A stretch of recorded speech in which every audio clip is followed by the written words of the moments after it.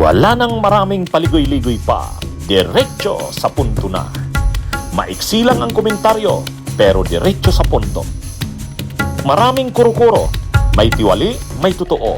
Dito, sa puntong diretso tayo. Punto, diretso. Mga kabunyog, itong paninira, grabe. Ha? Sobra itong ano na to. Mga paninira, kay foul na ito sobra na. Dito kay Father Flavie Villanueva. Mga DDS ang may kagagawan nito, mga kabunyog, mga kababayan. Ang kinakalat ngayon nitong mga DDS, manyak daw itong si Father Flavie Villanueva. Grabe naman. Talaga. Alam nyo, nitong nakaraang mga araw, grabe ang ginagawa na mga propaganda ng mga DDS. Yung kabastusan sa pagkamatay ni dating Congressman Romeo Acop, yung pambabastos kay Ombudsman Boying Rimulya, kahit buhay pa ito, pinapalabas na niras daw sa ospital. At parang sinusundo na ni Congressman Romeo Acop. Grabe itong mga DDS.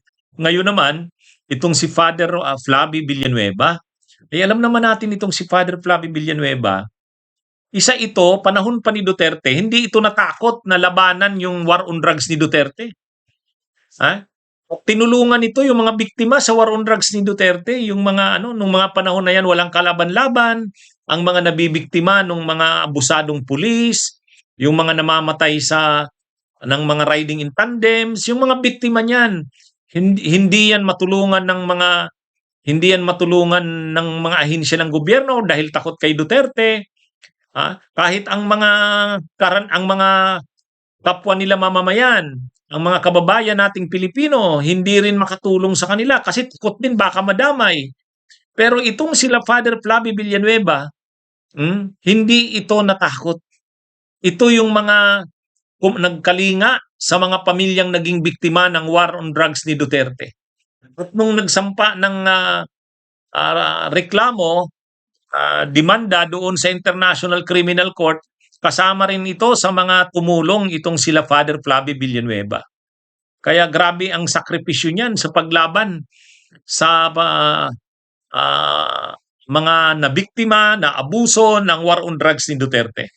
At ngayon na nakulong na si Duterte sa ICC at gumugulong na ang kaso laban kay Duterte sa ICC, ang tinutulungan ni Father Flavie yung mga naiwan ng mga naging biktima, yung pamilya ng mga nabiktima, yung mga anak ng nawala ng mga tatay, yung mga magulang na nawala ng mga anak, yung mga nawala ng asawa. Ito yung tinutulungan ni Father Flavie Villanueva. Ngayon, dahil napaka-aktibo ni Father Flavie Villanueva sa kampanya laban dito sa war on drugs ni Duterte, na talagang kahit hindi lang sa war on drugs, yung paglaban sa mga katiwalian, anomalya ng mga Duterte, aktibo rin ito si Father Flavie Villanueva. Sa katunayan, itong nakaraang kasing linggo o mga ilang linggong nakaraan, sinampahan ng kaso sa ombudsman si Sara Duterte. Sinampahan ng kasong plunder, malversation, graft. Hindi lang si Sara Duterte, pati yung mga tao niya na naging kasabwat niya sa mga anomalya. Isa sa mga nagprontera sa pagsampa ng kaso laban kay Sara, itong si Father Flavie Villanueva. Kaya kumbaga, grabe na ang galit ng mga DDS dito kay Father Flavie Villanueva.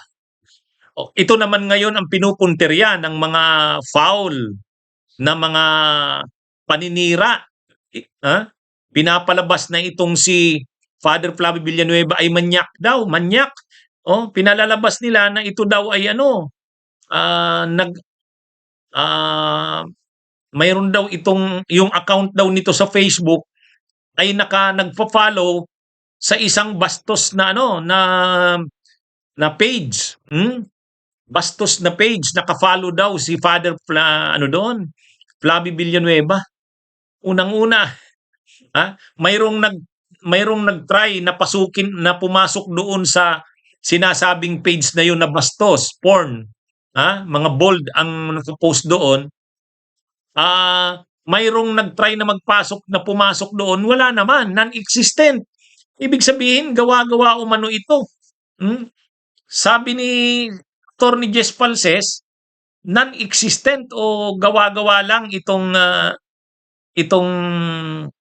page na ito na di umano'y naka-follow itong si Father Flavi Villanueva. Ang ginagawa kay Father Flavi Villanueva, sinisira ang pagkatao, yung integridad. Hindi daw lang ito addict, manyak pa. Yung kasing issue ng pagiging addict ni Father Flavi Villanueva, inamin naman kasi ni Father Flavi na biktima siya ng droga. Alam niya ang kasamaan ng droga, kaya nga para sa kanya, noong panahon daw, naging addict din siya bago siya nagpare. Pero nabago siya. Kumbaga, na-rehab siya at nabago ang kanyang pagkatao. Tinakwil niya na yung droga.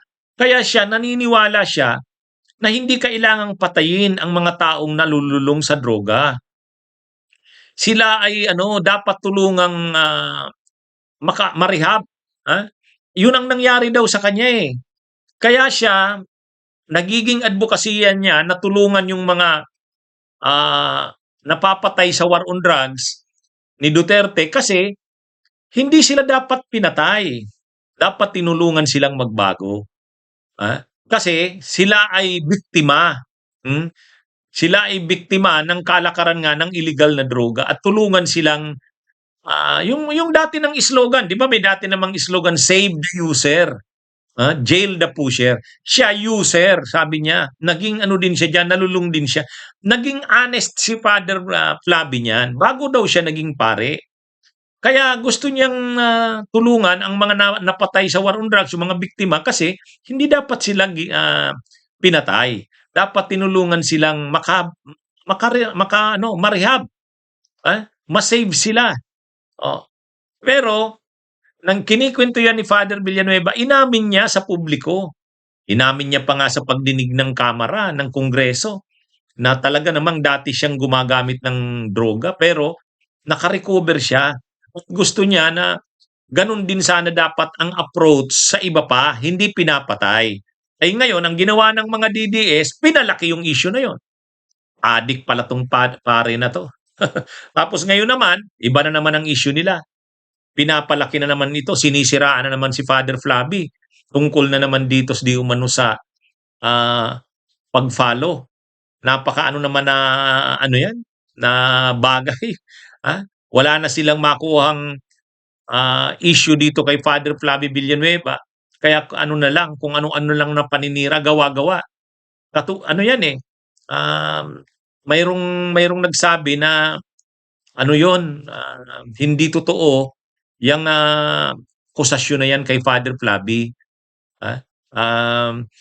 Pero dahil nga maraming trolls, dahil maraming vloggers, dahil maraming supporters ang mga Duterte sa social media, kahit yung chismis na yan na hindi naman totoo, paulit-ulit yan, sinishare, pinag-uusapan ng mga DDS, hanggang sa kumakalat sa social media. Kaya kawawa din si Father Flavi. Kaya ito, mga kabunyog, mga kababayan, ganyan talaga yung tindi ng ngayon, ginagawa ng mga DDS. Lahat nila sinisiraan. Mula doon sa yumaunang si Congressman Akop, binastos. Kahit si Ombudsman Buing na hindi naman talaga na hospital, pinalabas, nara sa hospital. Na daw, susunod na kay Congressman Akop. Grabe. Tapos ngayon si Father Flavi Villanueva naman. Bunyog, bunyog, halikan na kasama ka. Bunyog, kapag buklod ay may pag-asa. Luzon, Visayas, Mindanao, isa ang pananaw. Sa bagong Pilipinas ang bunyog, sumisigaw. Bunyog